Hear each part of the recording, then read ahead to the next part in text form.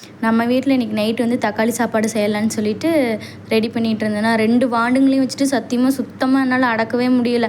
அங்கே பழைய வீட்டில் இருக்கிறப்பலாம் மாமியார் வீடு இல்லை சித்தி வீடெல்லாம் பக்கத்தில் இருக்குங்காட்டி அங்கே போய் விட்டுட்டு வந்துட்டு வேலை செய்வேனா.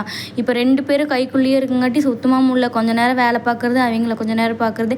அதுவும் பாப்பா வந்து குட்டி போட்டு பூனையாட்டம் என் கால் கடி வந்து சுற்றிட்டே இருப்பாள். சில டைமில் அவளை தூக்கி வச்சுட்டு தான் நான் சாப்பாடே செய்ய ஆரம்பிப்பேன். 4, 5 குண்டா வடச்சட்டியில் தூக்கி கொடுத்துட்டு வந்தேன். கரண்டி எல்லாம் விளையாடி ராசாத்தி, நான் போய் சமைச்சிட்டு வந்துடுறேன் அப்படின்னு சொல்லிட்டு அவள் பாட்டுக்கு விளையாண்டுருந்தா. அப்புறம் நம்ம தக்காளி சாப்பாடு செய்கிறப்ப இஞ்சி பூண்டு அரைச்சி ஊற்றினப்ப மணம் வரும் பார்த்திங்களா, அந்த மணம் எனக்கு ரொம்ப பிடிக்கும். அது மட்டும் இல்லை, அது வந்து வீதிக்கு அந்த மாதிரிலாம் பக்கத்து வீட்டுக்கெல்லாம் போகிறப்ப நம்ம வீட்டில் வந்து கேட்பாங்க, என்ன தக்காளி சாப்பாடா அப்படின்னு கேட்பாங்கல்ல.